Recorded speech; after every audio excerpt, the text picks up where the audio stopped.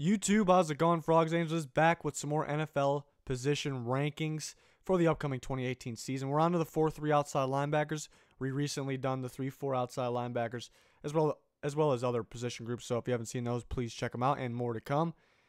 We've been tweeting out polls for these position groups asking you guys who the best player at that position was.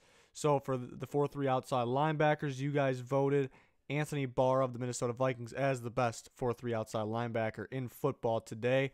A very close race between him and the Buccaneers' Levante David. We'll see what myself and Danny Provolone got in each of our top 10s. Right before we show my top 10, we have a subscriber goal of 10K subscribers, so if you can help us out, that would be much appreciated by clicking that button. But on to number 10, I'll go over guys that just missed the cut. I also left some guys out because for suspension reasons. We'll go over that after I get through my top 10, and then I'll show you Danny Provolone's top 10. But number 10, Tyre Whitehead, linebacker, now on the Raiders. Good pickup by them. I think the Lions will miss him a lot. Tackling machine, maybe not super flashy compared to some of the other guys, but he gets the job done, can stop the run at a high level. Raiders needed any kind of upgrade at defense. They got a good one here. So he comes in at number 10. Just edges out somebody I'll discuss in a little bit here.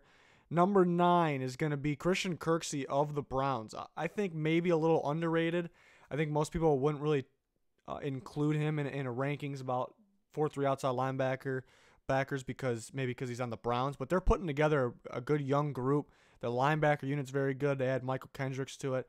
But Kirksey, another guy that's going to get a lot of tackles. Very, very good player. I think underrated. So I got him at number 9. Number 8 on the 4-3 outside linebacker list for me is going to be Dante Hightower. A little bit of a tricky one because you could consider him a middle linebacker, maybe played more of that role at one point.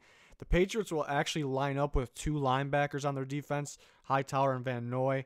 The only other team that does it maybe as much, a little less, is the Vikings. You'll see both these teams play a similar defense. They rather go with an extra defensive back, so you could consider players like this an inside linebacker, but as looking at their D-line, it's technically lined up like a 4-3, so I put him with this group. A very talented guy. Obviously, we need to see him stay healthy. Maybe that's why he's down at 8, but obviously a very good player when healthy. Number 7 is going to be Nigel Bradham of the Eagles. Another guy you want to see stay healthy. Achilles injury not too long ago, but very productive. Big part of that Eagles defense. They re-signed him. Glad to get him back there. And, yeah, again, very productive player when on the field. Him being at 7 shows how good this position group is. Really, most of the position groups on defensive side in the NFL are very talented. We're seeing more and more very good defenses in the NFL, and that has a lot to do with it. Number 6 is going to be Miles Jack. A year from now, maybe we're talking about him. He can possibly be number 1 in the near future. Very young. They stole him in the draft a few years ago, and he's obviously in one of maybe the best defense in football, and he's only going to get better. So pretty much all these guys are pretty tight. I think he can make the jump. Next year's video, a year from now, we'll be talking about the guys for the next season. Maybe he's up there. You expect him to be. Number 5 is going to be KJ Wright of the Seahawks. Seahawks losing a lot of their defense, a lot of their stars on defense. Their linebacker units pretty much staying together here. Pretty much the same. Still very good. Guys that can get better, continue to play at a high level. So KJ Wright's one of those guys. He's number 5 on my list. Number 4 is going to be Sean Lee of the Cowboys. I think the top 4 really separates himself. Sean Lee could be number 1. Obviously, we're glad to see him stay healthy last season. Can he continue to do that? Can he continue to play at a high level? A guy that can play more of an inside role as well. But he comes in at number 4. Just want to see more of him healthy. But on to number 3, it's going to be the Jaguars linebacker Telvin Smith. A very, very good season last year. Don't want to say it was out of nowhere because he's a good football player as it is, but I mean, it was maybe better than what people expected, but very, very good season. Got some turnovers. We'll see if he can do it again. Excited to see the Jaguars defense again. Pretty young, so that's why it's so impressive. Number 2, and I'll tell you what, number 2, if it's based off not just this past year, if it's based off the last few years, maybe more, this guy has been number 1. and that's Levante David of the Buccaneers. Clearly has been number one. Now, some of these guys that I do drop off, maybe it's because I think they're going to decline a little bit. I don't think he's going to decline a little bit. I think he'll stay about the same. It's just who I have at 1. I have a reason why he's at 1 for the upcoming season. But Levante David, another tackling machine, forces fumbles consistently. So very good linebacker, been very impressive. And, I mean, he's still got time. He's still got room to grow, and that's a scary thing. Even if he stays the same, which you expect him to do, it's still at an elite level. But number 1 is going to be the same as what you guys voted, is Anthony Barr, the Minnesota Vikings. Again, I think Levante David's been better than him, Sean Lee, Telvin Smith, some of these other guys clearly. But Anthony Barr, been very good, still young, just about to come off his rookie contract after this year, actually. The thing with him is as you guys know, I like to cover the draft. That's my favorite thing to do here. I think that's what I'm best at.